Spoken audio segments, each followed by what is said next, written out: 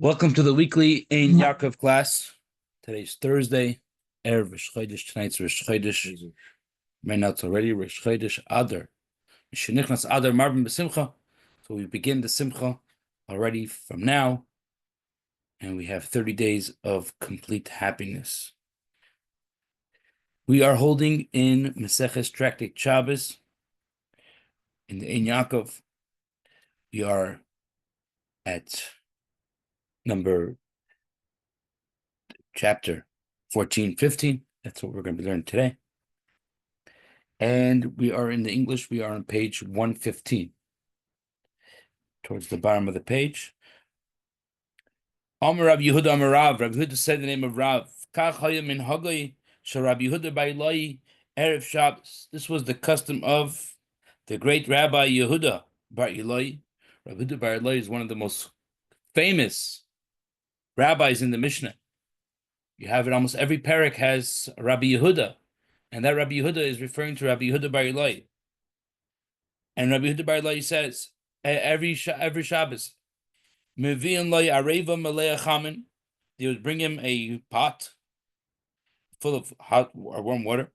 Bereichet panav yadav veraglav. In honor of the Shabbos, he would wash his face, his hands, and his feet. Umisatif v'yoshev b'sedinin hamitziyotzin. He would wrap himself with garments, linen garments. He put tzitzis on them. And obviously, begs the question, linen garments with tzitzis, that is shatnez, wool and linen. And the answer for that, the commentaries explain that that is an exception. You're allowed to have shatnez when it comes to tzitzis. I wouldn't suggest you do that these days.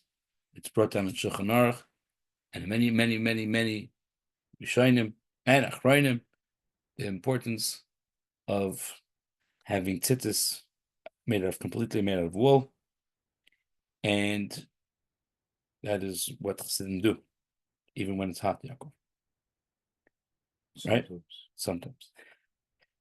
And sitting like that, freshly bathed and cleaned for Shabbos, so it says, "V'doime lemalach Hashem tzvakos." He looked like as if he was an angel, sitting there ready to greet the Shabbos queen. This was his conduct on Shabbos Eve. And we're moving on now. Ksiv. This is a verse in Eicha, Lamentations, chapter 3. Vatiznach mishalayim nafshi. You removed my soul, my nefesh, from peace.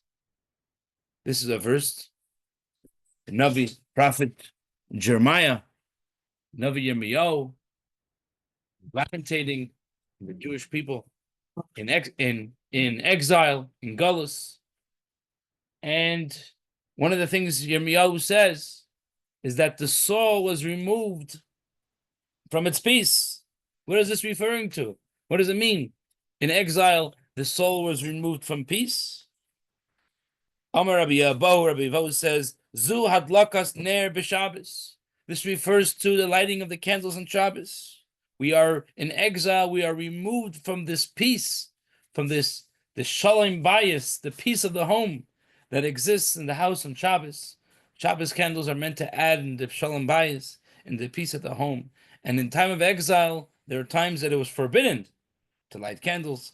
There are times that we couldn't find candles. And this is what it means that in exile, we were removed from the peace. The continuation of that same verse in Eicha goes on to say that same verse in Eicha. It says, Noshisi Toiva. Noshisi means it has been forgotten from me. Toiva is good. Goodness has been forgotten from me. In the time of exile, we forget what's good. We don't have goodness anymore. What is this referring to? So we have many different rabbis are going to give their interpretation of what is the goodness that is referred to by being forgotten in the time of exile. So let's move on. Rabbi Yirmiyahu says, believe it or not, and Rabbi Yirmiyahu is giving an interpretation of what does Yirmiyahu Hanavi mean. Rabbi Yirmiyahu says, Zu Beis Hamerchatz. This is referring to a bathhouse. In time of exile, we don't have any geschmacke. Maybe in those days, we have. You never went to Bar Park or Williamsburg or Muncie. You get some geschmack in mikvahs. But over here, Rabbi Yirmiyahu says, in the time of exile, we don't have any good bathhouses. Rabbi Yochanan says, thank you. Rabbi Yochanan says, Zurachitas yadayim v'raglayim b'chamin. This is the washing of the hands and feet in hot water. Again, what are we missing in exile? We're missing the ability to wash our hands and feet properly with warm water. This is the goodness that we're missing. Rabbi Yitzchak Nafcha Amar. Rabbi Yitzchak Nafcha says, Zumita no v'kelim noim shalel. This refers to a nice, good, comfortable bed with comfortable linen. The Abba says, Zum mita mutzas. This is referring to a set bed or a prepared bed. The isha mekushetes, or a dressed woman. The commentaries explain, which means a proper, befitting woman. And for scholars. Okay, so this is the explanation of that of that verse. Moving on. Right now we are on top of page 116. Tanu Rabbanon, the rabbis have learned. Eizahu Ashir. Who is considered a rich person? I know, Eliezer, you are champion of Pirkei Avos. What does it say in Pirkei Avos? Who is wise? Rich. Samech bechalko. That's right, Chaim. And Samech bechalkos. Someone is rich, is happy with who he has. So we actually going to have that same explanation here, but a little different wording. It is hard, to be. Eizahu Ashir kol sheyesh lo nachas ruach be'ashrei. Someone that has pleasure, nachas ruach, from his richness, he is considered a rich person. Now, the Kiva say, "Kol mi sheishtona b'maaseh." Oh, that's what we learn now. It's a space. But keep it Gemara. So this is the first explanation that we have over here. This is from what the Gemara's regular answer is. Whoever has a nachas ruach, whoever has pleasure from his richness, which the commentaries explain, this is the same meaning as hasamech bechalkei. In order for a person to have pleasure of what in order for someone to have pleasure from his richness, he has to be satisfied. Because if you're not satisfied with what you have, you always want more. So you don't have any pleasure with what you have. You're busy looking at what the part of the cup that you don't have. You can look at the cup that's full or the part that's not full. So it's better to have nothing in to be happy. If you have a little bit and be happy with what you have, that's the main thing. That's what a rich person is. Have a little bit, Yaakov.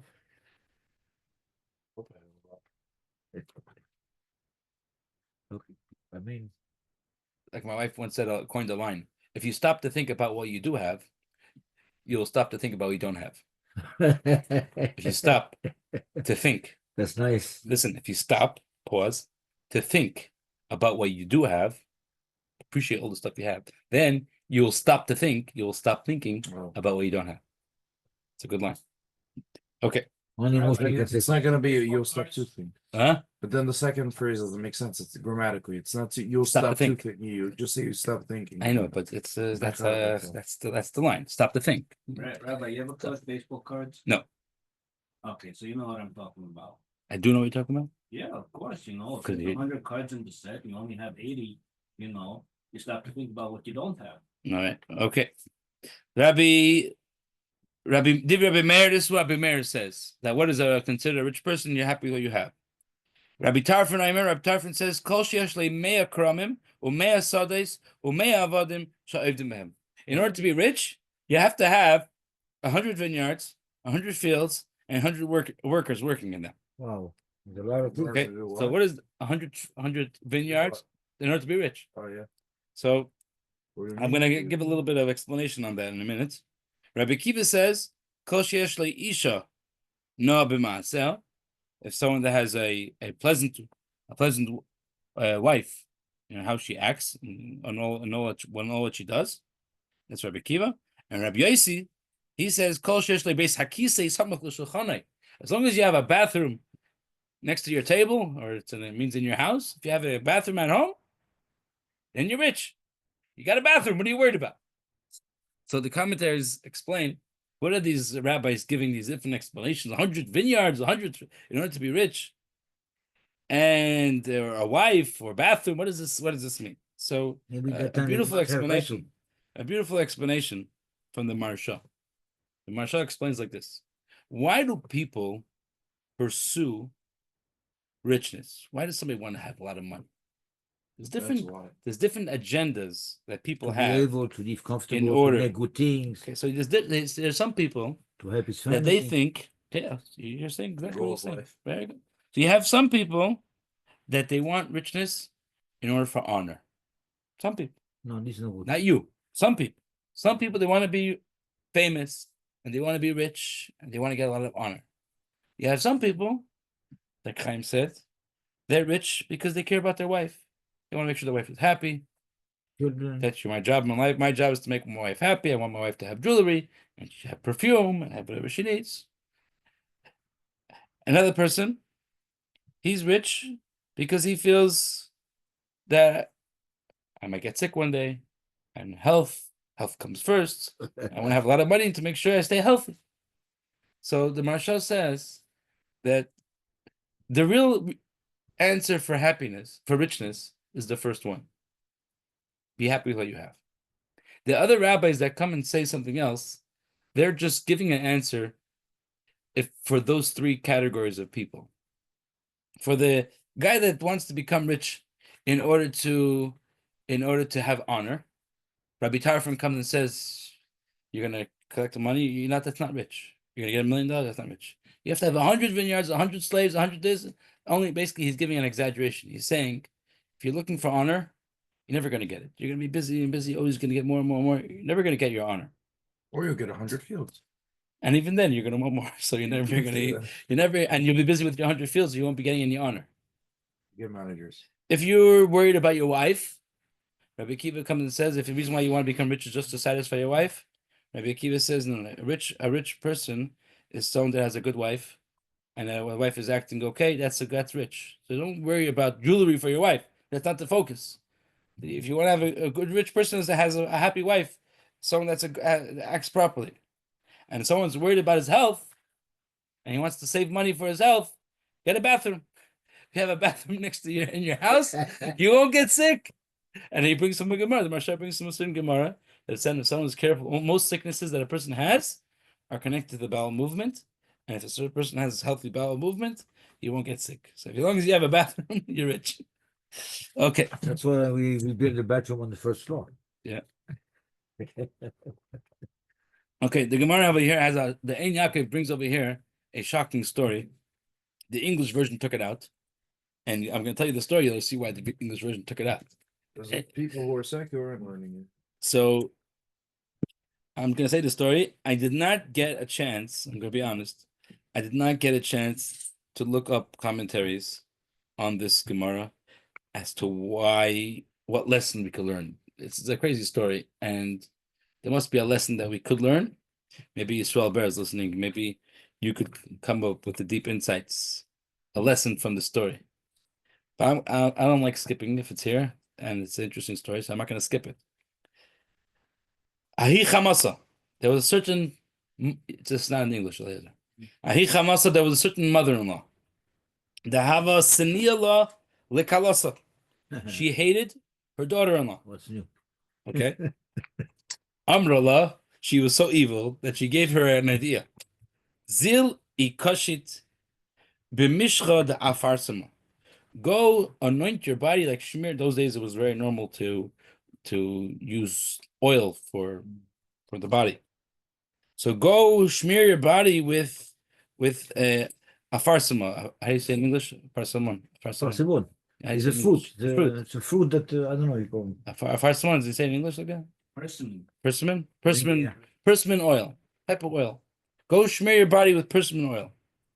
Okay. So her mother-in-law said maybe she listened. She wanted to be a good daughter-in-law. So Azla ikosh. So she went and she covered her body with this oil. Kiyasai. Next she came. Next time she was visiting her, She said, "Oh, look, I smell good. Do I look good?" Amrulay, she said, "Oh, now go light a fire. Go light a match. Zil itli shraga. Go light a candle." Azla, she went itla shraga, and she lit a candle. In pachbonura, v'achalta. Mother-in-law pushed her. No, she held the candle too close to her body, and her Body body took fire. caught fire, Yeah. and she got burnt. This is the story. Real story or Just it's in Gemara. Shalberry, hey Shalberry, you have any insights for us? I was thinking. The connection in the Gemara, the connection is because it's discussing that oil. If you're allowed, he's on the Zoom. You're allowed to use that oil for Shabbos or not? Discussion. That's how it comes up in the Gemara. This.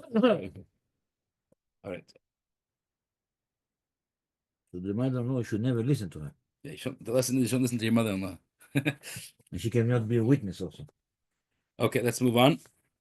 We are now moving on to There's so much. one more piece that's not here in the English. Okay. Umidalis haaretz hishur nuvuzaradon. This is the next piece of the in Yaakov over here. Goes back to the time of Nebuchadnezzar. Nebuchadnezzar was the king of Babel, and he conquered Eretz Yisrael in the first and destroyed the first base of Mikdash, and he sent the Jewish people to exile into Babylonia, and they were there for 70 years. So his general, the one that actually led the army, his name was Nebuzaradon. Was the name of Nebuchadnezzar's general. And he's called Rav Tabachim, the master butcher, because he butchered millions of people. So he took all the Jews into exile. So he left in Israel the poorest of people. He let them stay in Yerushalayim. The reason why he did so because he didn't want the land to become desolate. How do you say desolate? He didn't want the land to become barren and hard. He wanted some people to keep on working on the land. So it says umidales haaretz, from the poor people of the land. Hishir nuvuzaradon of tabachim lekarmim uliyoigvim. He gave them jobs, and he said that these people that are going to stay in Yerushalayim and Eretz Yisrael, they have to be gatherers. They're going to be gathering. What are they going to be gathering? Tana Rabbi Yosef. Rabbi Yosef says, "Elu malakti afarsaman me'en gedi v'hadramsa." In the area of Eretz Yisrael, Ein Gedi, so over there was growing lots of afarsaman, and he gave them the job of collecting those fruits. And Yoigvim, Elu tzayadi chilazim misulame shel tzur ad Haifa. They gave the other people jobs to capture the certain type of snail called the chilazim, which they used to make techelas out of it. So their job was to catch these snails and to squeeze out, to poke out from the snail their blood, which is a dye, a color, and that they would make they make color out of it. So those were the two jobs that he left over there for the Jewish people to do. That with horseshoe crabs, because their blood is also blue. Yeah, you can make color out of it. They use it for natural coloring. People use it for dyes. Yeah. Okay. So, anyways, the end of that story is that he left a governor over them. His name was Gedaliah ben Achikam. He left. Gedaliah was the governor over all these poor people that he left over there. He's a Jew. A Jew, yeah. And then after Gedaliah was killed on Rosh Hashanah, that's why the fast of Gedaliah is for that was like the last remaining Jewish presence in Eretz Yisrael. So that's why we fast. Okay, now we're going back to the English on Rabbi Tarfon, page 116. Rabbi Tarfon says, Shabbos candles should only be used, you should only use olive oil to light Shabbos candles. The halacha is not like that. We use a candle. We use candles. But Rabbi Tarfon holds, so in the Mishnah, Masechta Shabbos, is a list of which oils you're allowed to use and which oils you're not allowed to use. The Moroccan, they do that. They use only Shemen. Rabbi Tarfon argues, and he holds that you're only allowed to use olive oil. Amad Rabbi Yochanan ben Nuri Raglav. Rabbi Yochanan ben Nuri stood up on his feet and he said, how could you say that you could only use olive oil?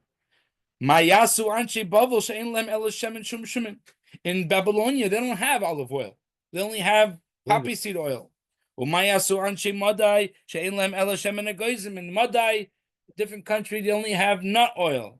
Umayasu anshi Alexandria. In Alexandria, they only have over there shemen tzinoinos, radish oil. Umayasu anshi kaputkia. That they don't have not this and not this. You only have neft. You have paraffin. So Ella, he argues on Rabbi Tarfon, whatever it said in the Mishnah, the oils you can't use because they were very smoky, and there are certain types of oil that the Mishnah says you can't use because it's not going to bring shalom bayis, it's going to bring smoke, and it's not going to bring peace to the house. Those are the ones you can't use. All other candles you are allowed to use for Shabbos, and that's the halacha. Okay, we're moving now. Maya Allah the tachash. When the Jewish people were in the desert, there was a type of animal called tachash, and the Shkachar Pratis, because this week's parsha, actually today's chitas, speaks about the curtains that were used to cover the Mishkan. This week's parsha and today's chitas, and some of the curtains came from an animal skin called tachash. What was this tachash animal, and where is it today? So the Gemara asks, what happened to this tachash that was in the time of Moshe? Amar Rabbi Allah says in the name of Shimon ben Lakish. Omer hayo Rabbi Meir. Rabbi Meir would say, tachash hayo b'mei Moshe, bria b'fnei atzmaya. This tachash was a creation for itself. The sages were not sure. Im in chayahu, im in behema. If the type of species of this tachash, was it a chaya, or like a wild animal, or a domestic animal? The karen achal hoizle b'mitzchay, and this animal had one horn on its forehead. Ulefishon is damli l'Moshe. It was only there temporarily. Va'asim and Mishkan, they made the curtains from the Mishkan. Vinignaz, and then this animal was hidden. We don't have it anymore. And no, it's not, Charlie, it's not the unicorn. Midika Amar, Karen Achas Hoisle b'mitzchay, from the fact that we say that it only had one horn, Shma mina taraya, that could be a proof that this animal was a kosher animal. How do we know? The Amar of Yehuda, Shar shehikr Adam Rishon Karen Achas Hoisle b'mitzchay. When Adam Rishon sacrificed a bull, an ox, as a sacrifice for Hashem, it had only one horn. Shneimar, like it says, V'sitav l'Hashem mishar par makrin marfris. Makrin tarti mashma. Makrin means plural, the Gemara says. So it means it had two. Nachman says makrin is written without a yud, and therefore it only had one horn. The rhinoceros has also one horn. That's right, but the rhinoceros is not a different type of animal. Not kosher. What type of animal is a rhinoceros? A mammal?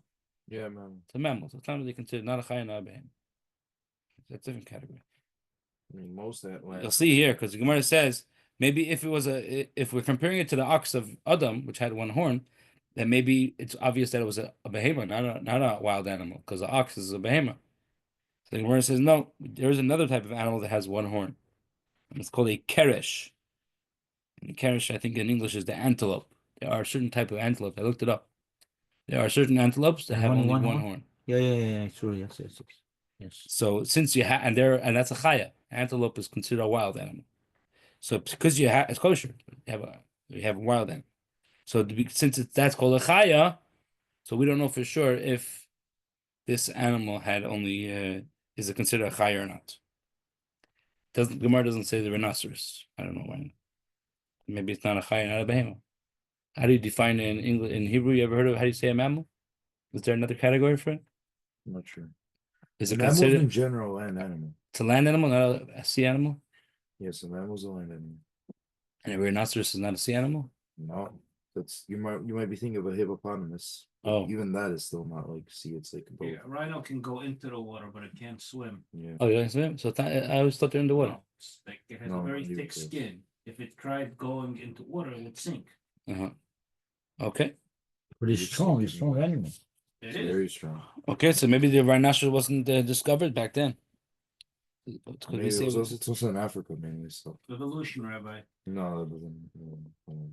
Okay, come into play. we're going to move now on to page 170. Find the hyena. When? Oh, one second. Hyena? I saw to hyena. Morning. Could you? They couldn't find it. There's some space behind the tank. Can you move the tank back a little bit? I don't even know where the keys are. It's hard to. I can't. You think it's something like that exists in Exile. So I don't know how it got there. Maybe for the zoo, you run away from the zoo. Okay, let's move on. How can you get it from the Okay, Shol Sheilti. It's an interesting. Now we're coming to Agadita. Really, Ein Yaakov is full of stories, right? So there were certain rabbis that they wanted to teach in a way that would attract people. So start having deep analyzing discussions. It's complicated. So in order to draw a crowd, sometimes they would teach type of Gemara they would teach was Agadita. Type of interesting learning, taking different, expounding on different verses, different saying, different stories. So they came to a rabbi, his name was Tanchum Bimin Noi. Maybe that was the name of a city, maybe. And Noi was probably the name of a city. They came to Rabbi Tanchum of the city of Noi, and they asked him a question. What was the question? Mao lechabuye butzina denura mikemei beisha b'shabta. What's the law if someone wants to put out a candle on Shabbos, extinguish a candle from a sick person? You have a sick person and the fire is bothering him. He needs to sleep or he's nervous and he doesn't want the fire next to him and it's affecting his health. And he's a really sick person. I'm not talking about somebody that's cranky. Someone that's really sick. You move it.